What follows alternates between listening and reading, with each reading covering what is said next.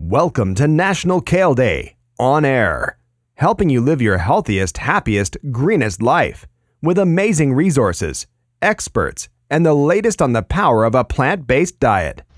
Hello, I'm your host, Chef Jennifer Iserloh. Welcome to today's podcast. And our National Kale Day podcasts are going to be for anyone who wants to know more about healthy eating and the power of amazing superfoods like kale.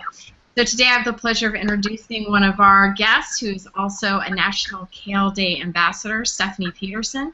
She's also the author of one of my personal favorite books, Kale, and it's called The Complete Guide to the World's Most Powerful Superfood. And what a title, perfect for National Kale Day. Stephanie, welcome. First off, I want you to tell us a little bit more about what you do. I know you're an author. You've co-authored many books. You're a healthy eating expert. Welcome, and please tell us a little bit more about what you're working on.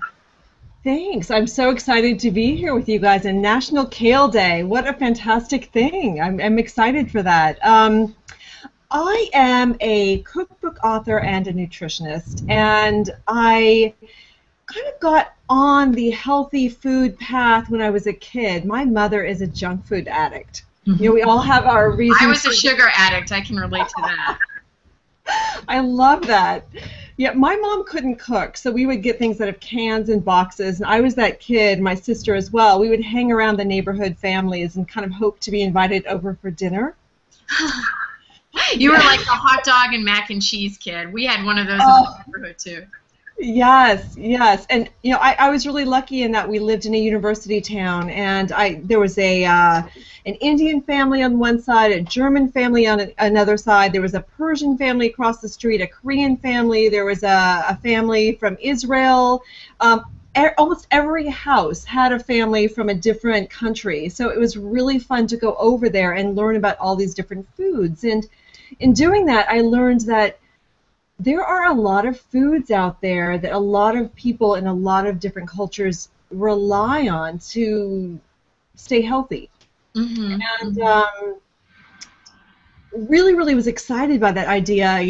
I would ask the moms and dads why they were cooking with a certain food, and they'd say, well, it's cold season, so we need to start adding more of this in and whatnot. So that was really exciting. And then when I came upon kale, my dad's family is Danish, so a lot of kale in the family. It just really felt like a very comfortable vegetable. It felt like something that was home. It felt like a comfort food, and I was really excited to write a book about it. Oh, that's so interesting, because I think a lot of people out there who aren't used to eating a lot of greens, or maybe they eat greens, they're used to spinach or broccoli rabe, but when they see something like kale, they get a little intimidated. And I know as a chef, to me, cooking kale is just as easy as cooking other greens. So maybe you could share a few tips from your wonderful book on, cooking kale for newbies. What's the fastest way to cook it, and also what's the tastiest way?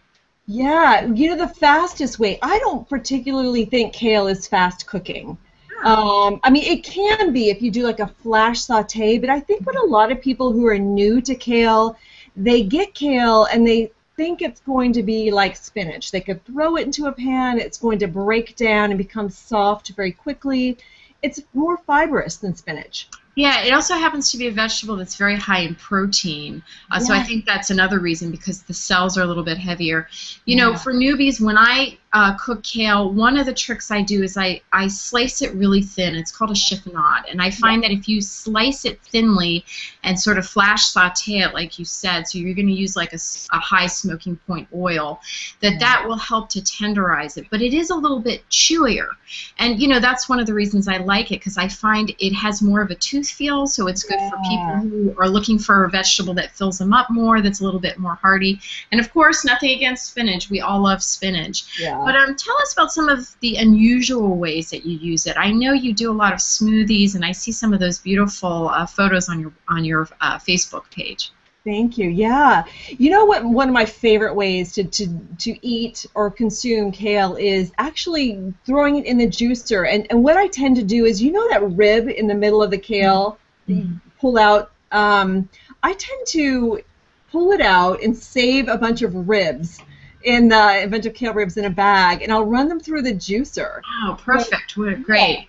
They're kind of hard to eat. They don't break down quickly when you cook them, but they are so filled with liquid. So they're really nice in a juicer, and that way it's very economical. Yeah, I hate the idea of throwing food out, and I know we have a lot, of people who watch the podcast who love to compost, and it's a big thing now. Kale's fine for that, but for me, the stems, I always use them in stock. We have a chicken broth recipe with kale stems, but no, that's a great. Yeah.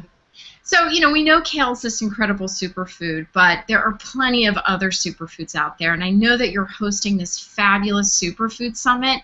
So tell us a little bit more about that, because I know that's coming up. Yeah. The Superfood Superhero Summit is from September 9 through 13, and it's a bunch of nutrition authors who have written books on superfoods. And there are 11 of us. And every day, 2 or 3 people are speaking on a superfood. So we do have some authors who are speaking about a single superfood. There's somebody speaking about avocados, somebody speaking about watermelon, an entire show on watermelon. I thought that was fascinating. And isn't there chia as well? Or something you're speaking on? Yeah, chia, there's a few authors who are talking about their favorite age-proofing or their favorite South American superfoods, so chia is definitely in there. Somebody's talking about superfoods for anti-aging, another are superfoods for children. So all those superfoods that we are getting used to hearing about, chia being one of them, right? Sweet potatoes, kale, plus lots of ones that we don't really know very much, like the pichu berry, or, sachu inchi, all these stuff. Oh, I don't know that one. Just give us a little sentence about those two. Yeah. The first one I've heard of, the second I've never heard of. I'm seeing if I'm pronouncing it right. One of our authors is Manuel Villacorta. And he is from Peru, and he wrote this Peruvian superfood power food book. And one of his favorite is something called the sacha inchi, and it's a little berry or a little seed, and it has kind of a malty, nutty taste. And he gives a really good recipe on the summit for a zesty cilantro sacha inchi dressing. Ooh, that sounds wonderful. Oh my God. I'm wondering if it's like their version of the goji berry. Well, yeah, it's funny because he actually talks about the goji berry as well, and camu camu and ahi and all these, a lot of stuff that, Yeah, South American does have marvelous superfoods. Yeah. So tell us more about where we can find the summit if people, I think you mentioned it was a webcast, or... So give us a little more information on how people can find out about it. It is all online, so people can come to Superfood Superheroes, and that's with an ES. So if those of you who spelling's not your forte, that's not my strong suit. I know, right? It's heroes, Heroes. So Superfood Superheroes.com. So go over there, and if you register, you will be sent every day a little note saying, "Hey, this is who's speaking today." You'll also see the lineup of who's speaking on what days, and you'll go to that page every day and click on the link and get to hear that presentation. And if you miss it, you can come back and hear the recording later. Oh, fabulous. And we'll also, have links to the Superfood Summit on nationalkale.org if you have trouble finding it. So, Stephanie, I wanted to thank you so very, very much for joining us. And be sure to check out the Superfood Summit. It's going to be amazing. I'm definitely going to be listening and tweeting and checking out all the amazing experts that are going to be on there. And again, it's our pleasure to bring this podcast to you weekly, and we hope that you'll continue to listen and join for up-to-date information on healthy eating and amazing foods like kale. Thank you so much. We hope you got a lot out of this episode. In case you did miss anything, you can always get the show notes at nationalkaleday.org, where you can also leave your comments and questions. Of course, we'd also appreciate it if you could tell your friends, family, and coworkers about National Kale Day and help us grow. The easiest way to do that is by visiting nationalkaleday.org/love, where you can let your friends know about our segments. National Kale Day On Air is a production of nationalkaleday.org.